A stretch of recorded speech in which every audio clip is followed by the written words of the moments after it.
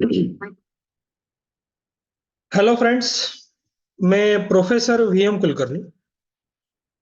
आज मैं आपके लिए लेके आया हूँ वीडियो इंस्टीट्यूशन इनोवेशन सेल का।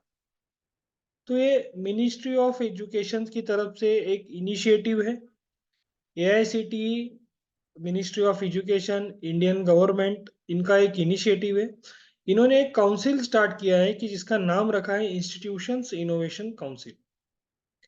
तो इसके अंदर इंस्टीट्यूशन इनोवेशन काउंसिल के अंदर कौन से प्रोग्राम आने वाले हैं, क्या क्या हम करते हैं और किस हिसाब से अपना स्टार रेटिंग बढ़ता है और वो स्टार रेटिंग आपको कब मिलेगा, ये सारी चीजें जो होती है मैं आज आपके साथ डिस्कस करने वाला। तो सबसे पहले जो इंस्टीट्यूशन ने इंस्टीट्यूट इनोवेशन काउंसिल में रजिस्टर नहीं किया है तो वो सबसे पहले रजिस्टर कर लीजिए।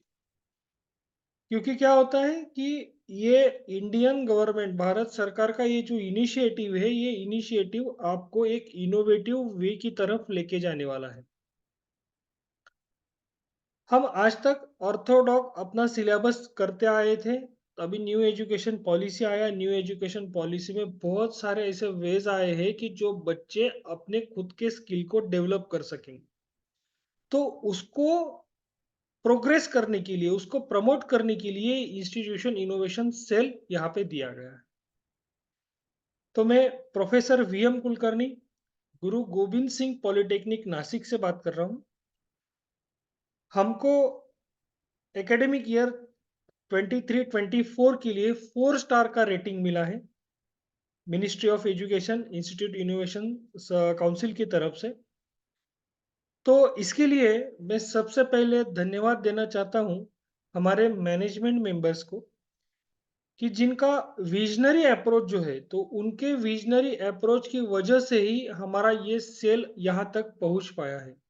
उन्होंने जो कुछ फैसिलिटी हम फैकल्टीज को, स्टूडेंट्स को दिए हैं, तो उसकी वजह से ही आज हम यहाँ तक पहुँच पाए हैं। So from the bottom of the my heart मैं हमारे सारे मैनेजमेंट मेंबर को धन्यवाद देना चाहता हूँ। उसके बाद का जो धन्यवाद मुझे देना है, हमारे principal sir professor SR Upasani sir and all heads of the department.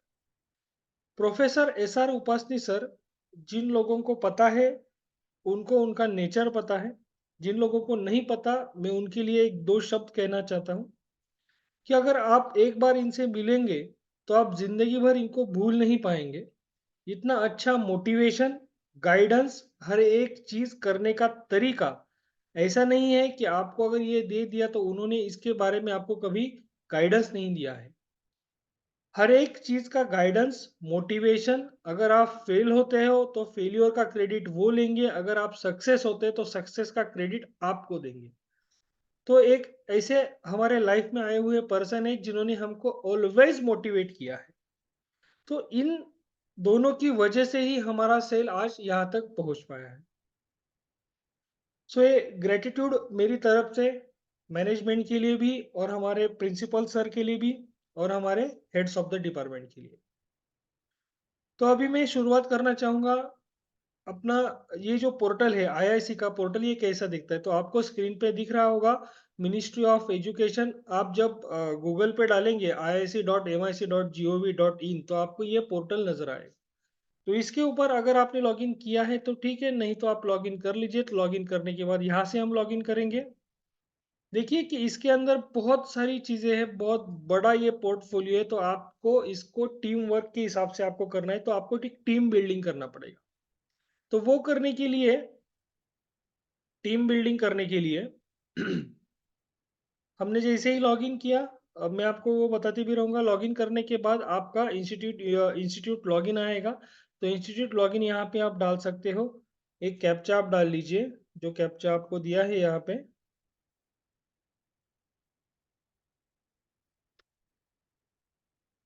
और यहाँ से आप लॉगिन कर लेना है।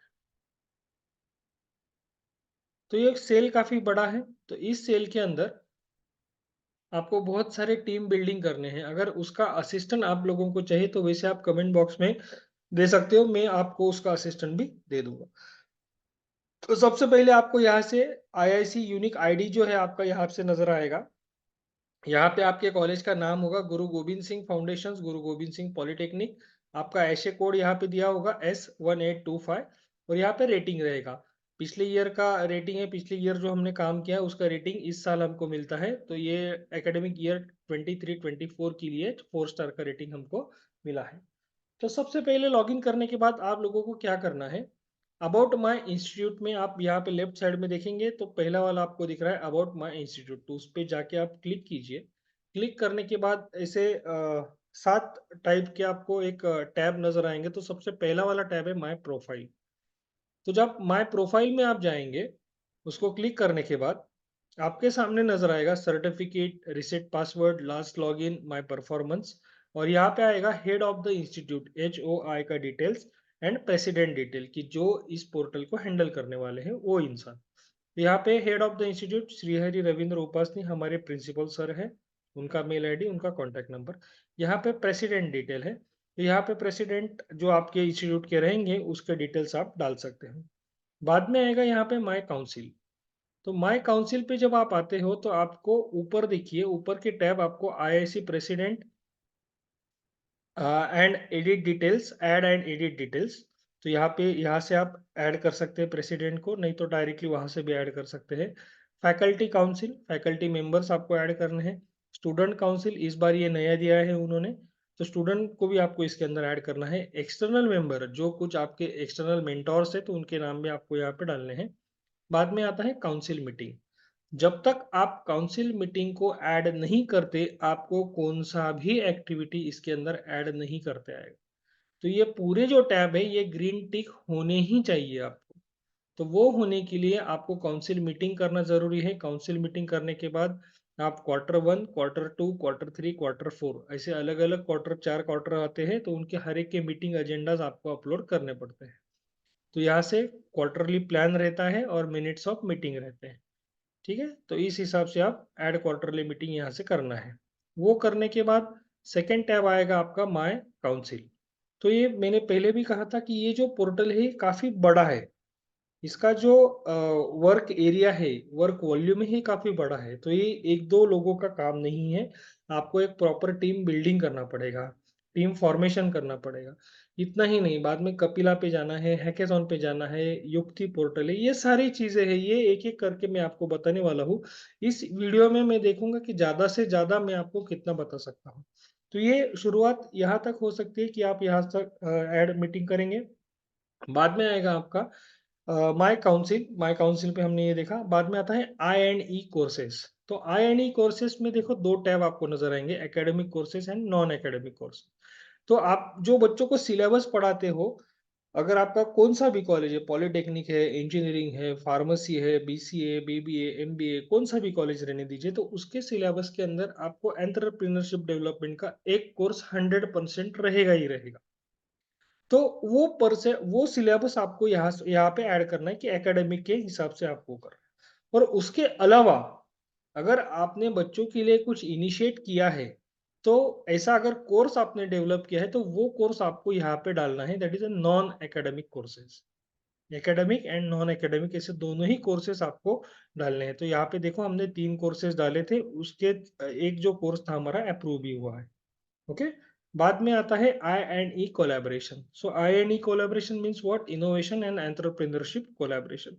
तो इसके अंदर आपके कॉलेज ने, आपके इंस्टीट्यूट ने अगर किसी कंपनी के साथ MOUs किए हैं और उसके अंदर इनोवेशन एंड एंटरप्रेन्योरशिप का कुछ आपका टू एंड फ्रो कम्युनिकेशन है, तो उसको आप इसके अंदर डाल सकते हो I&E कोलैबोरेशन। बाद में आता है सबमिट एक्सपर्ट सेशन। तो एक्सपर्ट सेशन में आप क्या, आपको क्या डालना है, बहुत सारे ई लर्निंग सेशंस दिए हैं। अगर आपने वेबसाइट पे देखा तो ई लर्निंग सेशंस दिए हैं IIC के, दीपेन सर के हैं, बहुत सारे अलग अलग डिफरेंट डिफरेंट एक्सपर्ट सेशंस हैं। तो वो सेशन अगर आप बच्चों के लिए अरेंज करते हो एक्सपर्ट सेशन, तो उसको आपको यहाँ पे ऐड करना है। Okay. Next is the manage pre incubation details. तो यहाँ पे incubation centre, pre incubation centre, IPR TTO centre, बाद में व्यू एंड एडिट डिटेल्स। तो यहाँ पे इंक्यूबेशन का अगर कोई आपके पास यूनिट है तो उसका नाम, रजिस्ट्रेशन स्टेटस, फंडिंग एजेंसी, तो ये सारी जो डिटेल्स है इंक्यूबेशन की आपको यहाँ पे डालने हैं। नहीं है इंक्यूबेशन आपके पास, तो आप किसी इंक्यूबेशन सेंटर से अटैच है तो उसका भी डिटेल आप यहाँ पे डाल सकते हो।